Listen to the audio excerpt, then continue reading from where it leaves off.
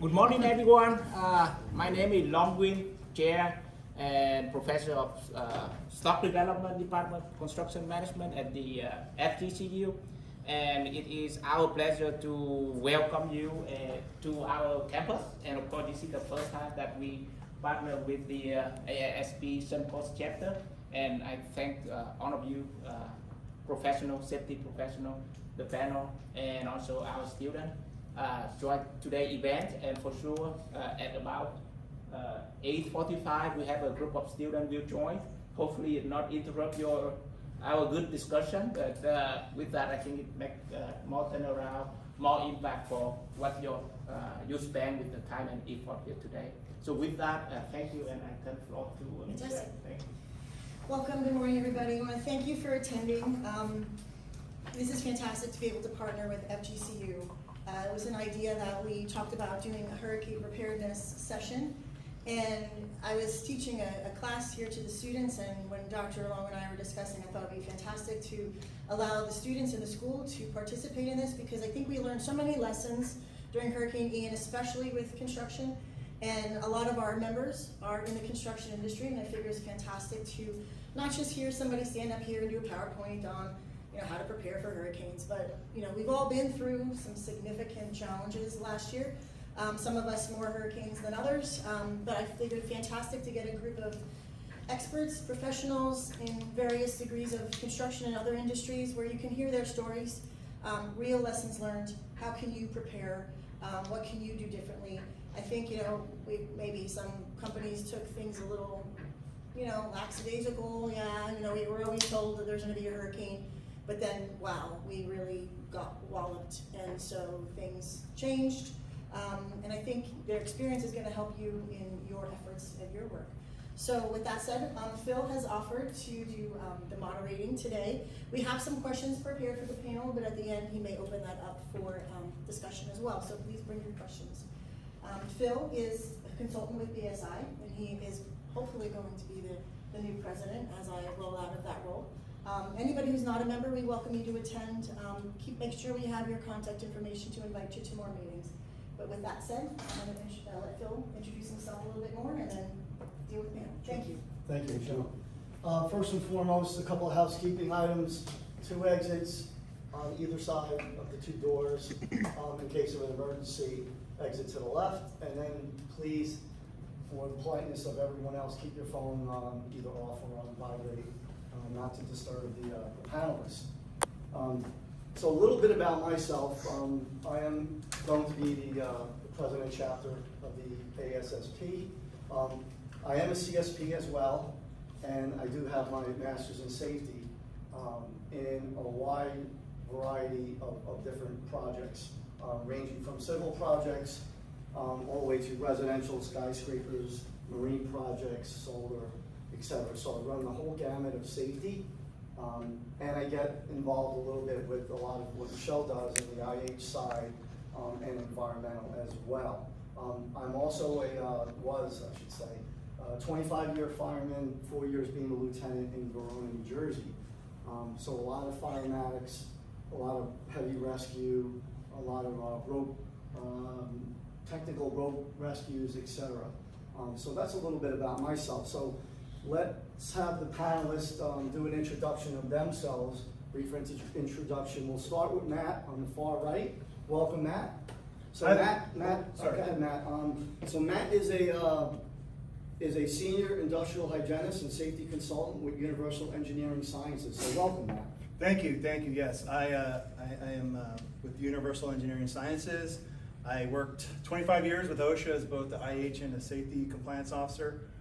First in Harrisburg, Pennsylvania, and then in Tampa. My last 19 years were in Tampa.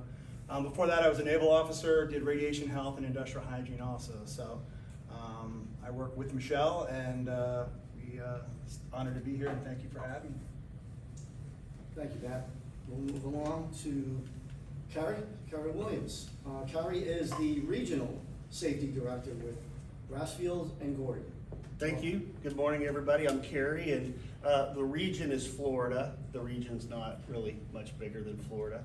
I started back in safety back in the early '90s. Just kind of found my way into the job, and I spent most of my career on projects, working out there in the field with the folks, and it wasn't until much later in my life that I got some opportunities and made some things happen where I could start looking at the management side of safety.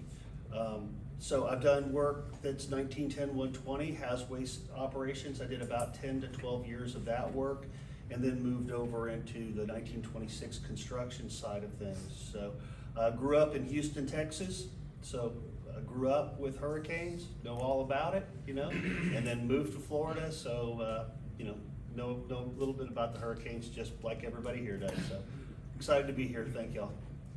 Thank you. Thanks so much, Carey. Next, we have Sean Dyer.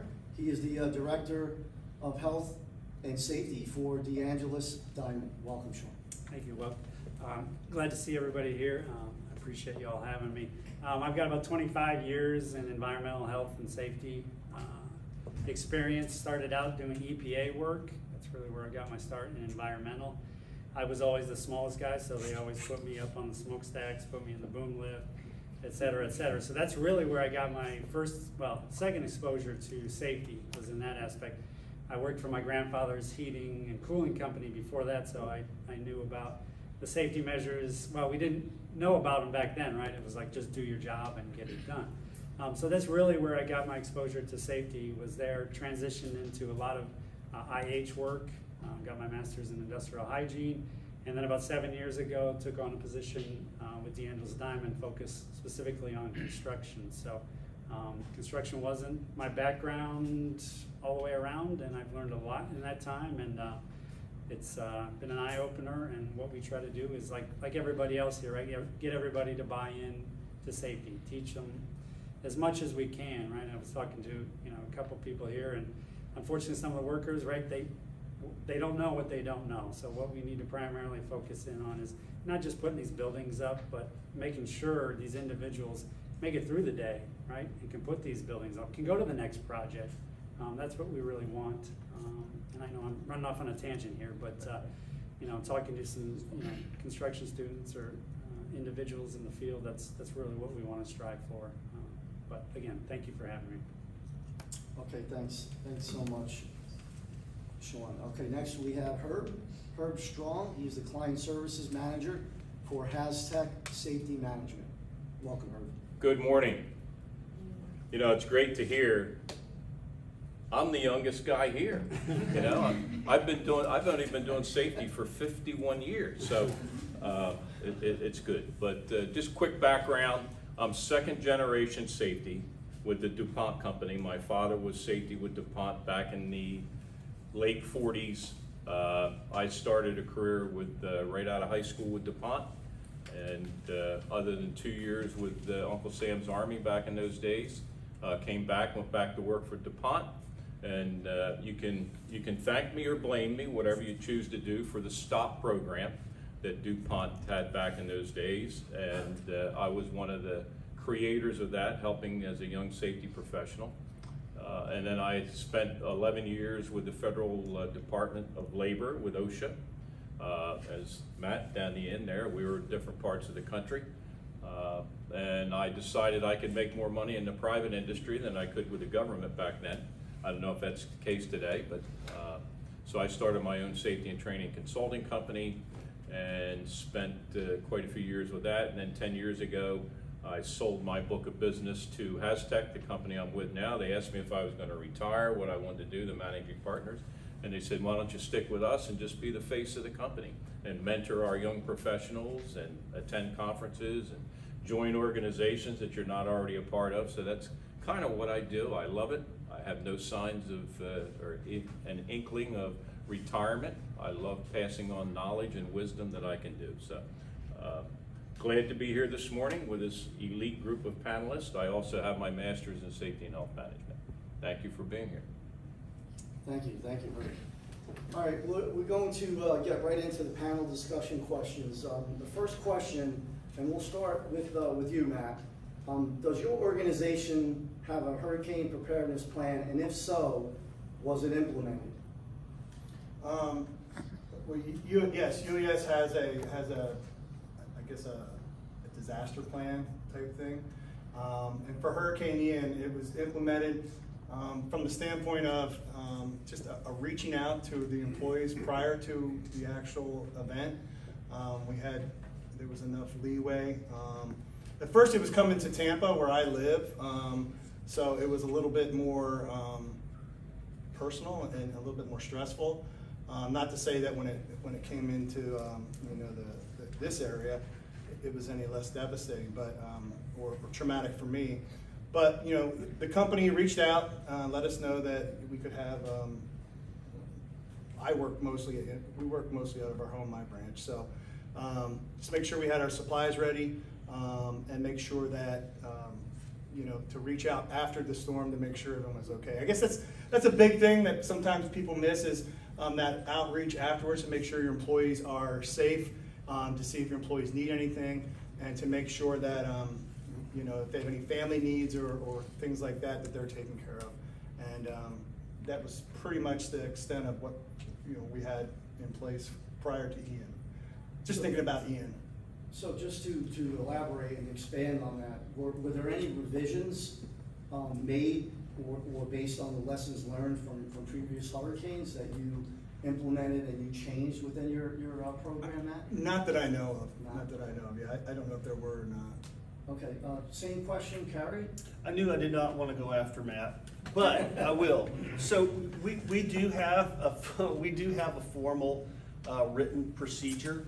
It includes more than just hurricanes, which I encourage everyone to take a look at your plan.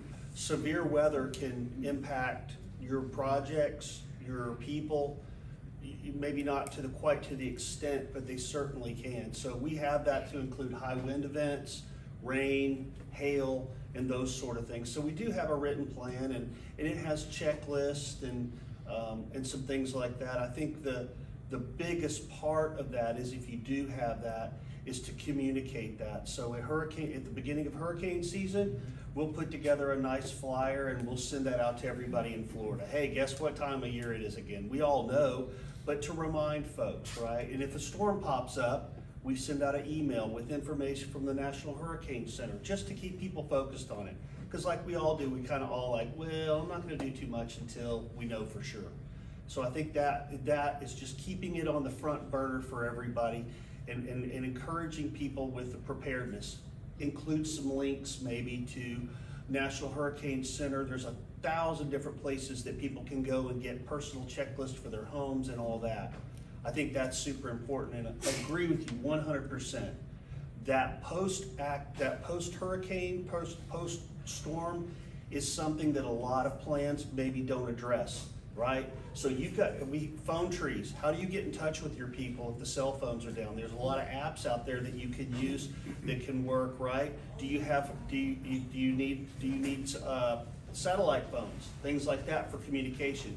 But being able to check on your employees is huge. And then also training people not to just try to go back to the jobs. If you have active jobs, we all know all the hazards associated with just getting out after a hurricane, down power lines, water, all those things, wildlife, and having a good solid plan to include those. The one thing, then I'll shut up after this, is that one thing that we did learn was our plans for addressing hurricanes with our cranes was not what it needed to be.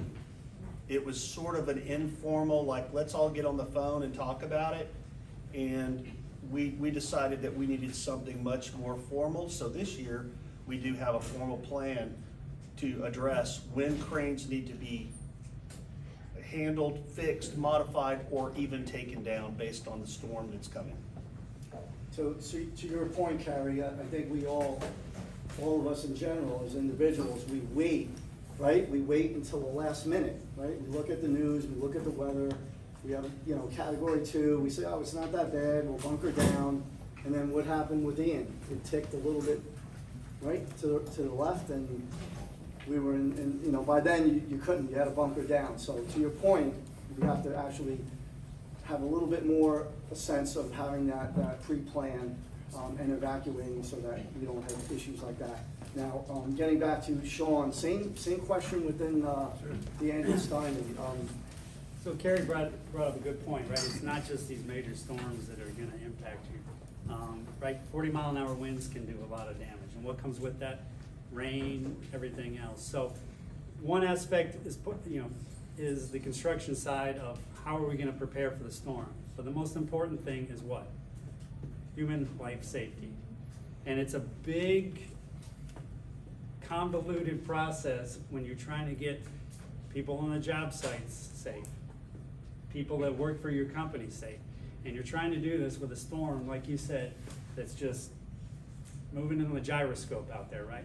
So what we always want to focus in on is when can people get to where they need to go safely before, say, 6 hours of the onset of 40-mile-an-hour winds, right? It's not just the big storms that we need to worry about, and it's how do we have this? So we've got team leaders that are specific to handling their individuals in their department, right? Make a call. I'm not going to be available all the time, right? So team leaders take over. And also we've got several branches here in Florida. So it's, okay, now we're dealing with Naples, storm's coming. Well, it might go to Tampa, right? You need to get those guys on alert. So it's quite the process. And what we learned from that is we need more people as part of the crisis management team. Catastrophic event, regardless, right? What are they going to do?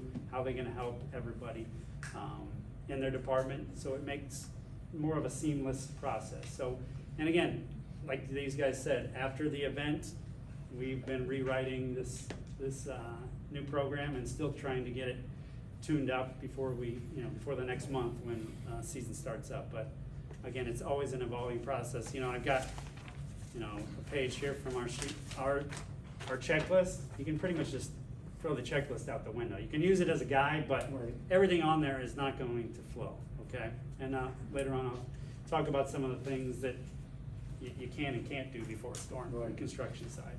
Great point, Sean. How about her? Do you have anything to add? Yeah. How do you prepare her Aztec and your employees and organization? Yeah, the biggest thing first of all, I want to start with good seeing the students come in. Thank you for attending. Thank you for being here. Does my heart good to see you interested in construction industry, construction management, and wish you all well in your studies and your career here at FGCU.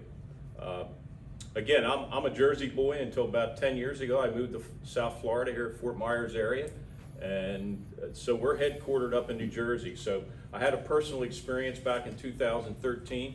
Philip, I'm sure you did too, I call it Superstorm Sandy, because it never really became a hurricane, but it did so much damage. And one of the things that we discovered is the after effects, and had the same situation with Ian, was Carey, you mentioned wildlife, but we had the issue in some of our oil and gas businesses up in the northern part of New Jersey, where the floodwaters, where the Raritan, the Hudson, the Atlantic Ocean all kind of met and raised up. I mean, rail cars were raised, literally floated up off of railroad tracks. That's how powerful, and we all saw that with Ian here in Southwest Florida, how powerful a storm surge can be in water.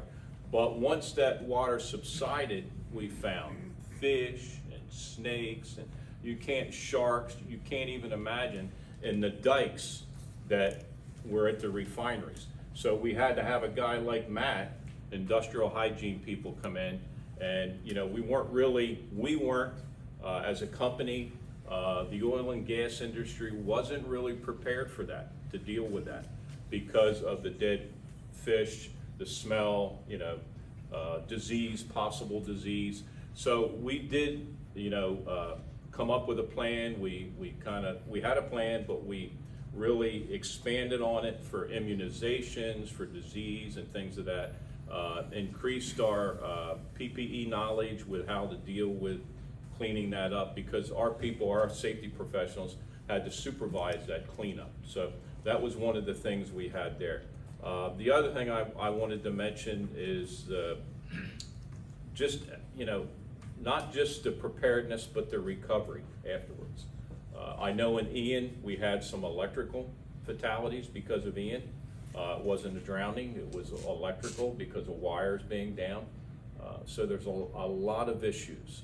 I know of one personal story from a friend who lost everything in Fort Myers Beach, and the house in front of them There was a couple there that was vacationing with their handicapped son, and they weren't prepared. They should have left. They didn't, sadly. The husband and wife, I mean, they're still devastated by it, but they lost their handicapped son because they couldn't get him up to the roof. So sad, very sad situation. So just preparedness and training. You know, I can't emphasize training enough, whether it's a hurricane or your everyday job in construction. Training, training, training. That is the best prescription that I, as a safety professional, could give to anyone, is we can't train enough. Thank you. No, great point, Herb. I mean, I could say firsthand, I've got to witness post-Ian going down to Vanderbilt Beach, and I've seen water moccasins and the smell, and you know, people think they could just walk in that water, and we don't know what's in that water. Is it healthy? What kind of bacteria, disease, etc. You know, we're dealing with red tide on the beaches, but there's a totally different, you know, ball game that we're talking about. So it's one more point on that. He mentioned water moccasins. So during Irma, 5 years before Ian, friends of ours in our community, and I live right up the street here on Tree Line in Pelican Preserve, not far from here. But friends of ours from Pittsburgh, but they had a place there. They're snowbirds, as they call it. I like to call them seasonal people, not snowbirds. But anyway, so Jack called me. He said, Herb, can you go over and check on the house? Now, in our community, we had flooding because if you remember Irma, 2 weeks before Irma hit, we had about 18 inches of rain in this area. And so all of our retention ponds filled up. So when Irma hit, they overflowed, they backed up into the store. Now, no homes flooded, but the streets probably had about 2 or 3 feet of water in some of our streets.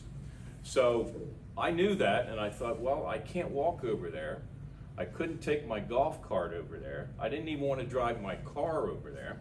So I get on my bike and I start, because I didn't know it was that deep at first. I'm pedaling about maybe a quarter of a mile from where I live. And all of a sudden it clicked into my head. What are you doing, Mr. Stupid? I'm thinking, you know, there could be water moccasins, and there probably were in this water as I'm getting up to my knees pedaling. I quickly turned around, I called Jack, said, Jack, your house is gonna have to wait another day. So, but be careful with the wildlife after a storm, especially flooding. great point. I want to head back over to Carey, because he does work for GC, and the question is, within your organization, were there any construction issues or methods that did better or worse when it came to hurricanes or Hurricane Ian in specific? Not with Ian specifically, because at that time we didn't have any projects in this area. But I will tell you that there is a whole other part of this that beyond the safety aspect of the hurricane in the preparation. In the preparation of the, in our case, the projects that we build, which are typically buildings, if we don't make proper preparations, and if a storm comes through, we're probably gonna have to go back and do a lot of rework. We're going to have to also get the projects ready where people can show up. If we don't secure porta-johns, and we have 600 people show back up after the storm comes through, it's gonna be a problem, right? If we have water intrusion, and we can't get people into the building or various areas, if we have power outages, there's a whole host of things that we can put into place before the storm. They're gonna help us maintain that schedule in addition to the safety things. So I think we learn about that every year in addition to all the safety things that this panel's bringing to you. There's a lot of valuable, there's a lot of value in the planning just from the production side of the house for after the storm, when you have to get back on track. Great point, thanks so much. Matthew, so let's shift a little bit. Let's talk about what safety precautions are you implementing for, say, damaged buildings. Can you talk a little bit about that? Yeah, one thing to remember is after a storm, be it a hurricane, tornado, anything that may damage property structures, a lot of the hazards that you deal with after something like that are hazards you deal with every day on a construction site. You're gonna have electrical hazards, you're gonna have fall hazards, and Herb was saying about some of the issues there. There was also people injured every storm. After every storm, there's gonna be people injured in falls. You're gonna have not just safety, but you have mold issues, you may have asbestos issues, any of the building science type things that you may have run into. If water gets in the building and it damages any of the stuff in the building, is pretty much gone. Any of the building materials, walls, anything like that. If you have water from a flood water, like the gentleman was saying a little bit earlier, there's biological hazards in there. There's all kind of different, there's sewage in there, and being in Florida specifically, if it gets wet, you're gonna have mold and mildew. It's gonna grow. So you're gonna have to have those issues of remediation, removal. And then you have some, not just damaged buildings, but utility. You got water, sewer, utility lines. If you've been to Fort Myers Beach, you know that not only are buildings gone, poles are gone, transformers are gone, everything's gone. So you got to start over. So you're talking about a complete infrastructure rework, building rework, and then you have the debris. Also, if you've been down there, you see the debris piled up. And that's one of the unique things about it is those guys that have to pick that debris up and then take it to the FEMA sites where the debris are. You have grinders there, you have all kind of different hazards that come with a storm that you may not have on a typical construction site. So it's kind of a unique hybrid of different hazards. You have similar typical hazards, and then you have storm unique hazards that if you're working for a construction company like these Carey and Sean have said, you have to be ready, you have to be planned, and you have to have that plan. I'm going to continue to stress, you have to be planned for after the fact. Because like Carey said, you just can't have 600 people show up on a site and expect to just go back to work normally. You got to have a plan, and you can't do it 5 days out with a storm coming and, now what do we do? It's too late. So planning and training, like Herb said, training is also hugely important. People have to know what to do. I mean, they sit there and they hear you talk about it, and they kind of glaze over and all. But I think once people go through this and they understand the importance of, hey, look, we have to have a plan, it has to work, and we have to know how to work it. So. Great response, Matt. I want to shift the focus now to, obviously this is construction management, but more construction management but related to operations. Now, question is posed to Sean. I would say, how did you address critical operations? Twofold question. How did you address the critical operations at your company, as well as how would you address cranes and any other vertical equipment on the job site? Sure. You mean like as part of pre, Yes. during, and after? Well, I'm going to use a great example.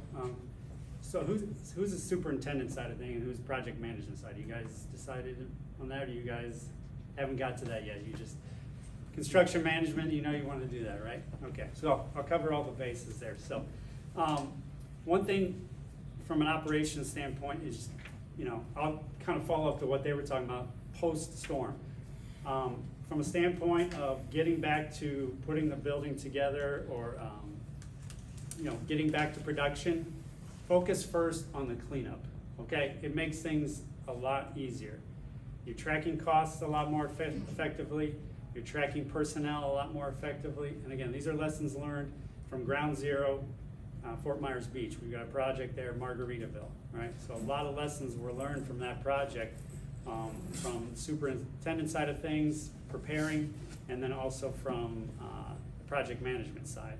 So makes it so much easier if you focus directly on the cleanup individually. Okay, you're easier to track costs, you're easier to track your fees, makes that schedule a lot easier. You know who's there to do what, because a lot of that's going to fall back on the insurance side of things. And they're going to ask, well, what is this person doing on this job? Were they part of production? Were they part of cleanup? Separate that out. If I can give you one bit of advice from what we learned out there is separate it out, focus on the cleanup, and then you can focus on the hazards like we talked about. Always bring an electrician with you. Always bring other members of the trades with you to focus on hazards that are there, right? Too many times somebody gets killed, electrocuted, thinking it's safe. They have no idea what's going on. So bring all the trades with you, bring those individuals to understand what you're getting back into. From a preparation standpoint, right, like I said, we went through the motions, we went through the checklist, stuff happens that we weren't expecting. Plan ahead, 5 days, if you're within that cone, start mobilizing now, okay? Restrict deliveries in, don't let any, unless it's an essential delivery, don't let that delivery in. It's just gonna cause you hazards, okay? You start talking about flying trusses or setting trusses, you're not gonna get them braced in time. You're not gonna get them secure in time. Just going through my notes here, something else. Laying masonry, right? Are you gonna be able to lay that masonry and get it grouted beforehand? Probably not. So look at that 5-day, right? Elevated slabs, you're not gonna get those poured. Tilt walls, right? That's a big thing. Tilt walls go up, right? Are those braced? Do you guys remember you talked about Irma? For those of you who were around in Irma, on Alico Road there was a tilt wall job. They had the panels up. Irma came through. Anybody know what happened? Came in like that, okay? So no matter what you think you're prepared for or you're gonna secure, it's probably not gonna be enough, all right? So start thinking about things. You don't wanna start production when the storm is within 5 days. It's a good window to stop that, okay? Prepare, bring cranes down. You talked about your new crane plant. For those of you, the Sunseeker Resort up in, Punta Gorda, right? All those tower cranes, right? What happened with those things, right? So Carey, what's the protocol for tower cranes is? Well, the thing with tower cranes is this, and I don't mean to steal your No, thunder here, is that if you look at a construction site and you're talking about high wind event, what is probably the thing you want to worry the most about? This big thing made of steel that's way high in the air that could maybe fall and hit buildings or houses or businesses or hospitals. We work at hospitals. We have cranes next to active hospitals, right? So, okay, we got a storm coming. It looks like it's coming this way. Let's take it down. Okay, that costs $100,000. What if it doesn't come to that area? Okay, guess how much it costs to put it back up, right? So there's a lot that goes into that. So that's why it's essential to have that plan. But thank you for tossing me that. You can't really prepare for that, or if you do, like you said, the costs associated that you gotta be able to weigh those out. And then one final thing, when you're putting contracts together, for those of you that'll get into that side of thing, look for a fee structure for catastrophic events. Okay, like I talked about, it's hard for the insurance companies or the owners of these projects to know when you're billing back to them for workers on site, is this production, is this cleanup? Again, if you've got a fee structure in there, make sure it's regarding catastrophic events, because owners don't care. They want these buildings up. You're overbilling. Why are you overbilling? This is not what the contract said. I don't care about a storm, and I'm not saying that's exactly what they said, but that's really what it comes down to. So for those of you guys on the project management side or even the field side, look at that as you go forward as well, okay? Great point, Sean. Thanks so much.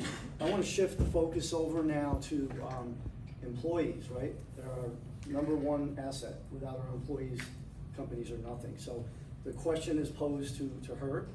So as far as employees, how does your organization handle balancing employee personal needs versus needing them on the job site? Yeah, we're kind of a unique company. We're a safety management consulting company. But I was sharing with some of the gentlemen earlier, all of our employees are over 500 are full-time employees. They're not part-time. So we do a lot of in-house training, cross-training with our employees. We have a great HR department. We put a focus on not only, I'm going back to my DuPont days, not only on the job, but off the job. And that starts with our own employees. I used to always teach, and I'll ask the question now to one of the students, nobody else, one of the students. What's the most dangerous tool in your garage at home? Anybody? You. What? You. You? Okay, that's a good answer. But I'm looking for a piece of equipment. Car. A what? Car. No? Saw. No? Not uncommon. A ladder. All right? Just do your research. We talked about falls, right? The most dangerous thing in your garage is your ladder. Most guys, when I'm doing training, and I still do it now and then, they'll say chainsaw, a saw, a hammer, but it's really a ladder, because more incidents happen with ladders. And when I worked for DuPont back in my young career, we would tell all of our employees, and there were 10,000 people working on this site, you're safer here than you are at home. Did we know that for a fact? Yes, we did, because we tracked all the off-the-job injuries. It was very easy to do. So they were safer on the job. Why were they safer on the job? Because if they committed a major safety violation, guess what happened? They didn't work there anymore, okay? But at home, we'll take that extra chance. Can I share a personal story? We got time for that? Yes. Real quick, so, real quick. So, The abridged version. I'm a year into safety with DuPont, a little over a year. And I'm at home, and I had a 6-foot and a 10-foot step ladder, A-frame ladder, in my garage. And you know, in the fall up in New Jersey, we'd clean, a lot of Jersey people here, but we would clean our gutters, the leaves, and this is before they had the gutter helmet and all that stuff. So I'm up there on a ladder, this is Saturday morning on a 6-foot, and I thought, I can reach. And guess where I was standing on the ladder? Top rung. On the very top, yes. Yeah, the very, not the rung, the top. It's a top step. The top, yeah. And I get down off the ladder and I look back and there's a car sitting there. And it was John Alcott. You know who John Alcott was? My immediate supervisor at DuPont. He lived back in the back of the development and he was driving up wherever he was going uptown. And he saw me. You know what? He didn't beep his horn, he didn't holler, he waited and he watched and waited till I got back down. I'll never forget that in my entire lifetime. That's a lot of years, a lot of moons ago, right? But I learned a valuable lesson because he said, Herb, he said, I hope you're working, here's what he said, I hope you're working safe there this morning. Have a good day. And he took off. I thought when I go in Monday morning, I'm gonna be called on the carpet and probably lose my job. But I didn't. But I learned a valuable lesson. And he sat me down and asked me about that. So, but anyway, ladders are very unsafe. But again, we put a big emphasis in our company with off-the-job safety.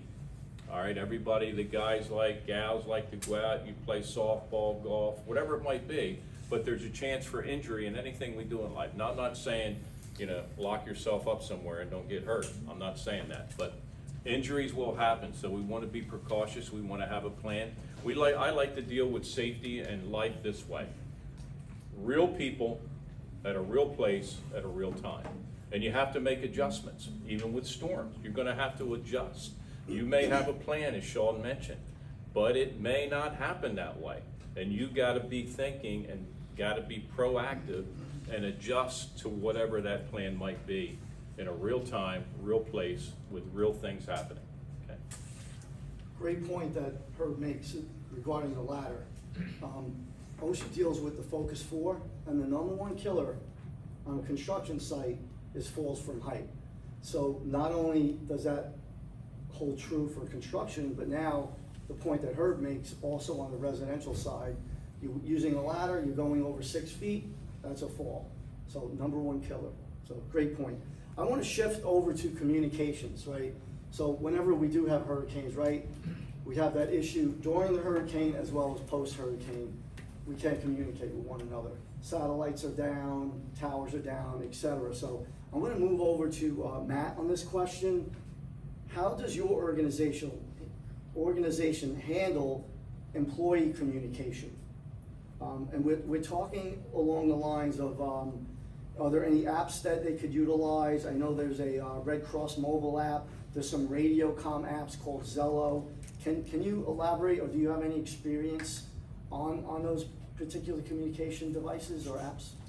I don't have any personal experience with those apps, and my company, to my knowledge, doesn't use those, but the big thing with my company is email, texting, and phone calls. And there was some people that live in Fort Myers here in this area that had lost communication. So you couldn't talk to them, you couldn't email them, and it became, for a while, it became a problem. And especially where you live, depending on what towers are down, what's available. So that's actually a good idea, and maybe something that we can take in the future for future things. Because we have such a small team that I work with. There's only 5 of us, and we're obviously a much larger company than that. But maybe moving forward, we can take that up the chain to say, hey, look, this would be a good way to do that. Because I know certain people lost internet, and then you lose internet, you lose power. Your phones are tied into, you're texting your phone. So if you lose all that, then you're kind of like, nobody knows what's going on. So yeah, there's definitely, I think, some communications could be improved with my company. Pre-hurricane was good. Post-hurricane, again, depending on where you're at, was a little dicey. So. Thanks, Matt. I want to shift the focus now locally, right, to the Margaritaville area, because that's the area that's basically right in our backyard. And the question is posed to Sean. What were some of the biggest losses as a result of the storm, specifically Margaritaville? So, fortunately, when we've talked about here, there was, for our team members, our workers, et cetera, everybody was able to get home and at an adequate time to prepare, right? It's something we kind of talked on as the human aspect of it. One thing you got to make sure is you give everybody ample time. I talked about onset of 40-mile-an-hour winds, but some situations may change. So always give everybody enough time to get home, get their shutters up, or if they need to get out of town. Anyway, biggest thing was material loss on that job. We were at a point in that project where we had masonry up, everything was in place in that aspect, but material, right? So during a hurricane plan, right, material is, you always secure it where? Down low, right? Well, because of high winds. Well, in this case, we were inundated with floodwaters and storm surge, right? So we brought everything down, and catch-22, now we brought everything down from a projectile standpoint, and now we've lost it all. So material loss was the biggest thing, whether from the flooding or even from the wind-driven rain. And you're also at the beach and you got issues with what? Salt, right? Whether it's salt water, it's wind-driven. We had door frames, custom sprinkler pipes, all the strapping, electrical components, boilers, sorry I'm going through a long list. That was probably our biggest loss. And then the next thing would have been the time that we lost for that production, like I talked about before. We're 4 months behind, and of course the owner wants it, right, the same day we signed the contract for it. So that was another thing we lost, was the time, and then all the equipment that was on site. You've got heavy machinery. You think in a typical hurricane it's gonna be secure there, but again, we had the worst case scenario, right? We had ground zero right there at Fort Myers Beach. Every piece of equipment that was on that site was lost. I don't mean washed away, just completely damaged, right? You had saltwater damage, sand on top of it. So we had loaders, track hose, scissor lifts, aerial lifts, all that stuff gone, right? And someone's got to eat that cost. So those are the biggest loss. All of our temporary construction infrastructure was gone. Fencing, dumpsters, our trailers, everything that was in our trailers. Lesson learned from that, right? In our checklist, right, you want all your field notes and all your field documents. You want to take those with you. And a lot of people were thinking, all right, our integral stuff. Well, permit logs, they were left hanging on the wall. Those are gone. Marked up drawings, right? You've got them backed up, everybody scans them, or you get the new drawings come in. Well, again, old school stuff where you're marking them up, those were gone, all right? So more than just the field files, you got to make sure you take with you. So we lost all that. And again, time lost, equipment, and material were the biggest things, but luckily everybody was able to make it where they needed to go in a timely manner. And again, it was one of those, right, it was heading towards Tampa, and then the last minute, maybe it's Punta Gorda, but again, 5 days, good window to start getting everybody where they need to go. Thanks, Sean. I want to shift focus, since we were talking a little bit about logistics and resources, and specifically in post-hurricanes, right? We have workers, and this is posed to Carey, we have workers that are fatigued, right? They're working so many hours, doing the restoration process and the recovery process. So the point, or the question is, I should say, is within your organization, were any resources out of town or any departments support utilized within your organization? Did you call anyone else to help you, or? It's a great question. We did do some support services, even though we didn't have any projects over here. We did have some clients that asked us to help. And of course, we're like, yeah, absolutely. And so then we have to sit back and go, how are we gonna get people there? Where are they gonna stay? How are we gonna feed them? How are we gonna get materials? How are we gonna do these things? So from the logistics side of the house, that posed some problems. So there was people get creative. We called our contacts with some of our preferred providers that we have for hotels, and we booked huge numbers of rooms in the closest hotels we could get. We tried to utilize employees that were close to here. So we weren't bringing in employees from Orlando. If we had people that were from Tampa or even close by that could make that drive daily and go home, that helped us, right? So that was huge. The other thing is that it's not just us, we have subcontractors. So what are we gonna do about the subcontractors? Hey, we'll get your rooms. We just bought the whole 3rd floor at the Hampton Inn. We'll get you covered. Well, guess what? All the hotels ended up getting filled up. You gotta get creative. Our guys called an RV place and they rented RVs and they brought RVs down and people stayed in RVs. You know, a lot of the clients, they cooked for our guys. I mean, meals, where are you gonna eat? You know, things like that. Those day-to-day things, you know, everybody immediately thinks about materials. Like, where are we gonna get plywood? Well, plywood right now after a storm, right? Everybody bought all the plywood before the storm, right? So there's a lot of those kind of things that you're immediately focusing on, but it's the stuff, the everyday things that you don't think about. So it was a challenge. That's really not the world that I live in, but I know that our operations guys had to get real creative in order to meet the demands of the clients and be able to put people on the ground in those areas. Thanks so much. Herb, this question is for you. I know we kind of stole your thunder a little bit, but you know, we have supply chain issues with materials. So the question for Herb is, what materials should we stockade or stockpile in advance before a hurricane is upon us? Generators, fuel, you mentioned plywood, tarps, ropes, wire, anything that you can think of. Be a MacGyver. Remember, well, you're too young for MacGyver. But you guys might remember MacGyver. But, you know, he could take anything and make something happen with it. Duct tape, you know, anything you can think of, because you'll be surprised after an event like that, a hurricane with total destruction or the destruction we had with Ian, what you're gonna need or what you're gonna think of you could do. The other thing I wanted to mention just on the communication aspect real quick is mutual aid agreements. We learned this, our company learned this with Superstorm Sandy up in New Jersey, up in the mid-Atlantic.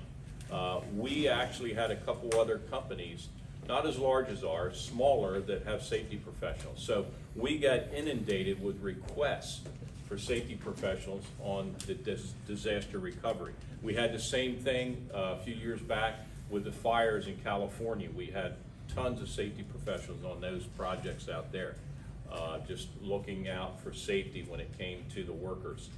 So we developed mutual aid agreements, and we brought other safety professionals in. Yeah, competitors normally day to day, but in an emergency situation, You know, we're all working together. We're brothers and sisters in getting the job done. So, mutual aid agreements. But at home, you know, here's what I do. Some of you probably do that. I take water bottles, and I have 2 freezers in my garage, and I freeze some water bottles. Why is that? So I have a little extra water, because when the power goes out, they'll melt. Well, I corrected that after I put a whole house generator in. But, so I didn't have that issue with Ian. Didn't have water for 9 days, so you gotta be prepared for that. Even your company would have to be prepared for that. Fortunately, again, I have an in-ground pool, so I had the buckets for the toilet, you know, for that type of thing. But a lot of my neighbors that didn't have pools, they're going down to the pond, taking a chance of a moccasin or a gator or, you know, whatever, getting a bucket of water, but didn't have any choice. So, again, real time, real things happening, real place, real people, all right? And I always keep that in mind. Thank you for the life hack there. The water bottle is great. I never even thought about that. Yeah. Started utilizing that a few years ago. And not only, like you said, it's water that you could drink, but you can put it in your freezer. It's ice, it'll stay frozen, it'll keep your food fresh for a while and until the power is restored. So great point. Sean, I want to get back to a little like lessons learned in regarding post-storm operations again. Can you elaborate a little on that as well? You're just getting back to quote unquote normal? Yes. Yeah, so it was quite a challenge, and again, I'm gonna use the example of the worst case scenario we had at Margaritaville. You know, even after all the cleanup's done, we've got a schedule to maintain, like I said, keep the owners happy. One of the biggest challenges we had was from a subcontractor standpoint was getting workers, getting our subs to get workers. Because a lot of them were taking the higher dollar to go do what? Cleanup efforts. So that became a big struggle after the storm, was getting our guys to maintain the new amended schedule.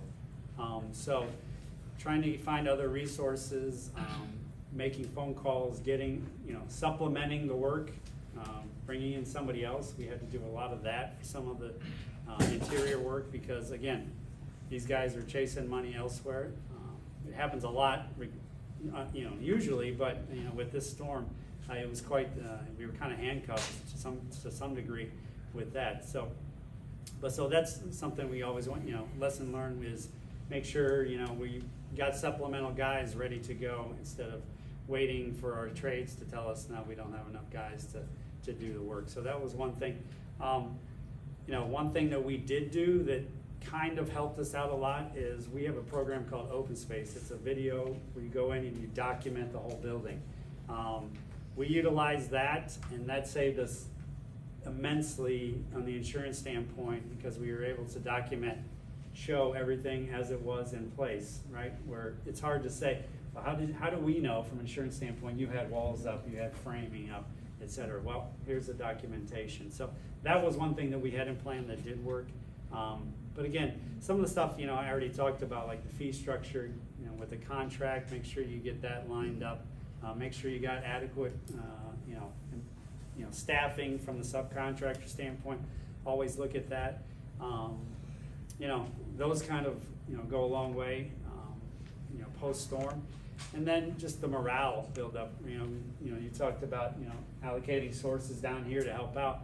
Down at the beach, we were holding barbecues, not just for our teams, but locally, right? Getting everybody's morale back up. That's one thing I think that we learned went a long way, right? You get people to buy in, if you get the general public on your side, right? That's, it goes, like I said, it goes a long way. So some of the things we learned, and probably we'll learn a lot more from the next one. Like I said, you can take that checklist that, well, somewhere, I'm responsible for, projects all over the place.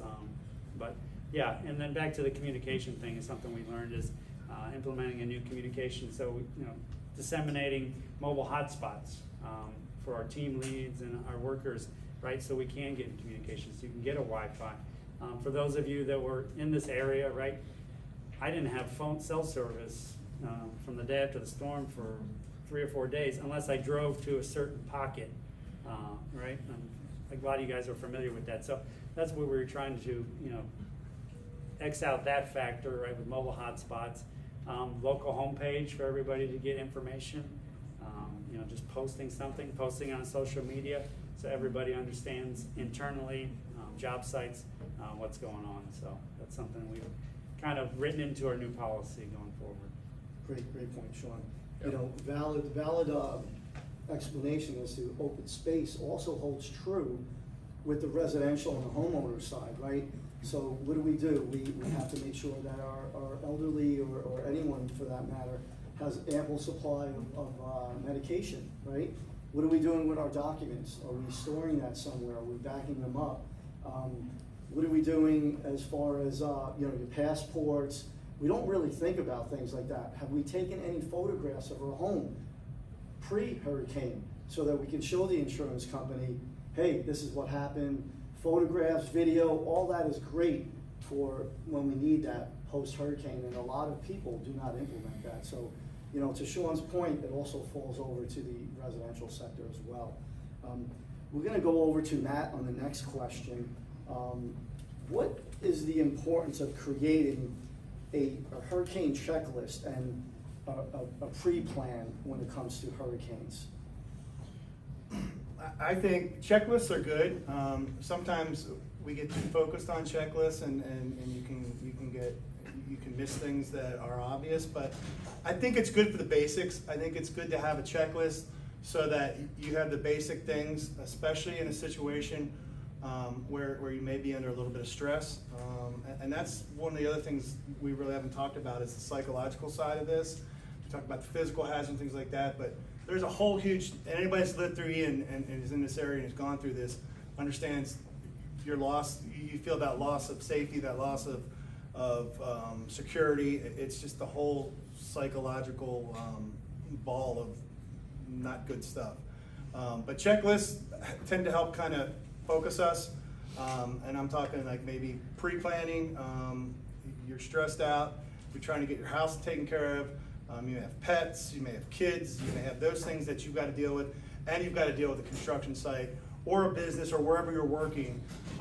And one of the things you can have is a checklist as thorough as possible to make sure you got everything covered, because you're going to forget something, and in those moments it's good to have that to kind of fall back onto okay, I've got that. And if you're not using a checklist, you have a mental checklist, you may forget things.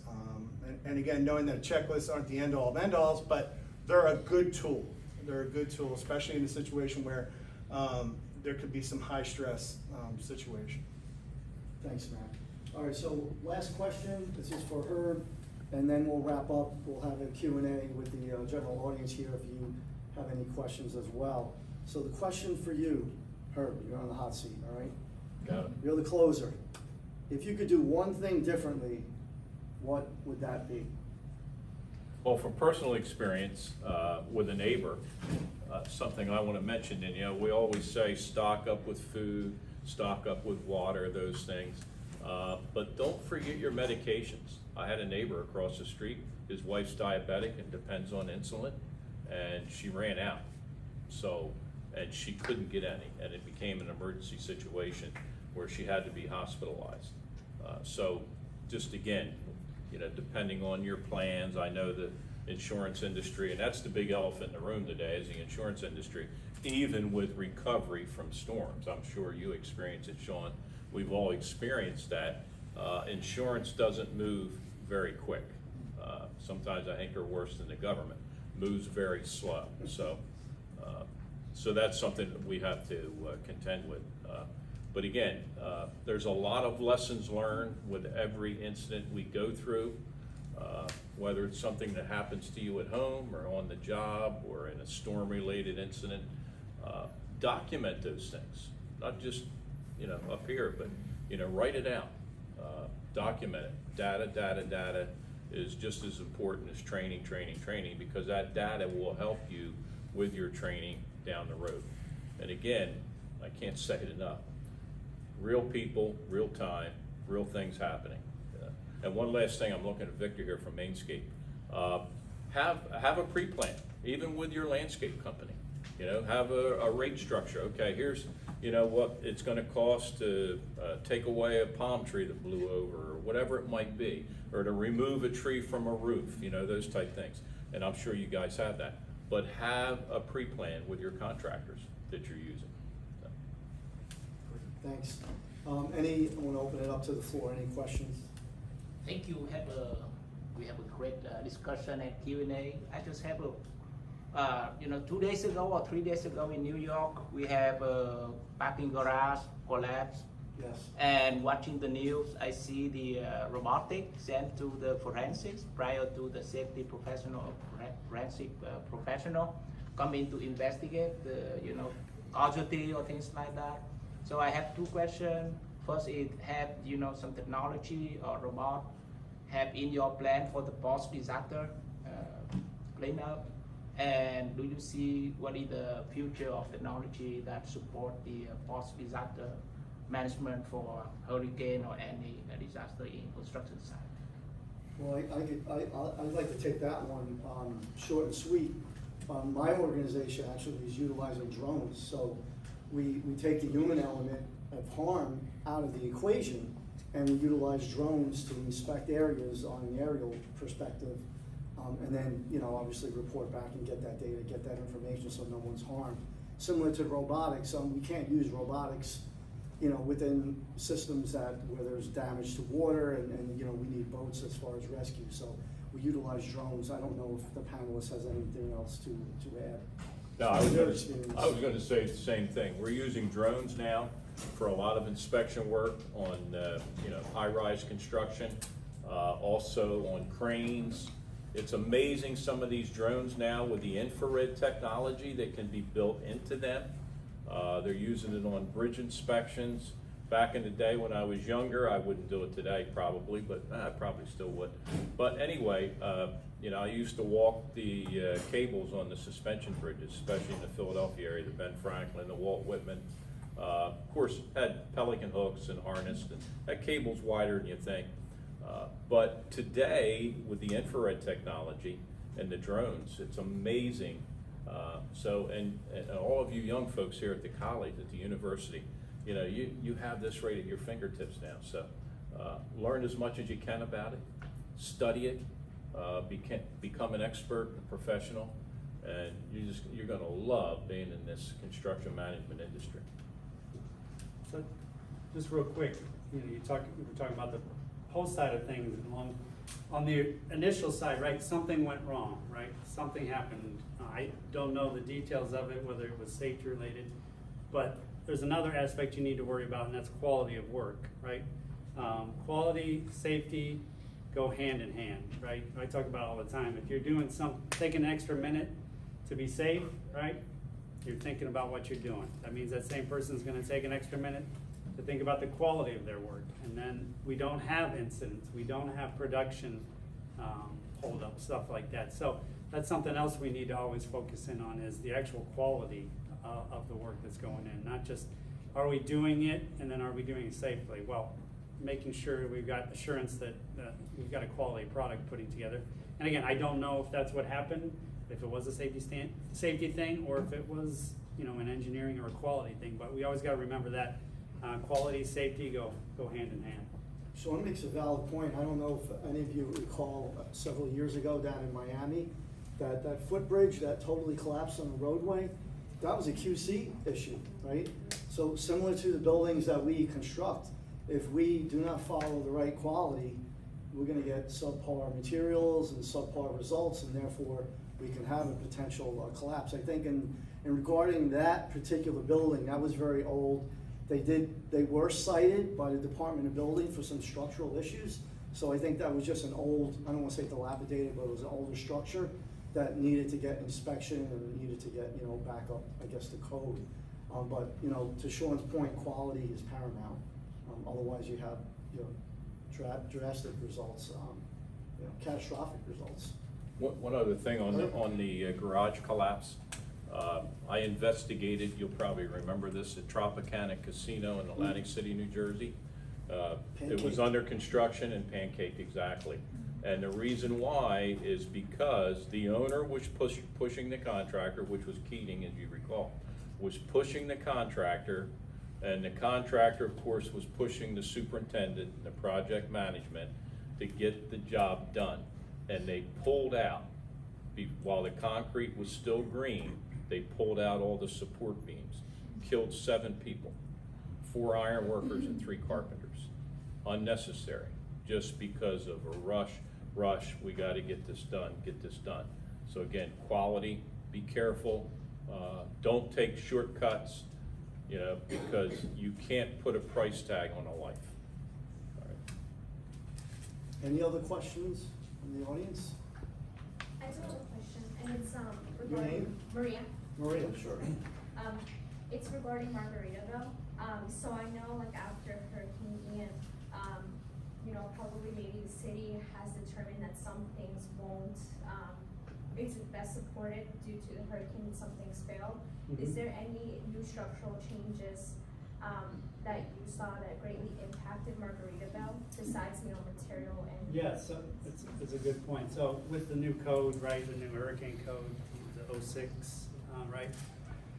A lot of those, obviously all that stuff was implemented in what we're putting together out there, right? And before the storm came through, we had material in place. We had some windows in place. We had breakaway walls, right? If you guys know what breakaway walls are on, you know, close to the coast, they're meant to give way to let water rush through so it doesn't build up and we don't have other issues.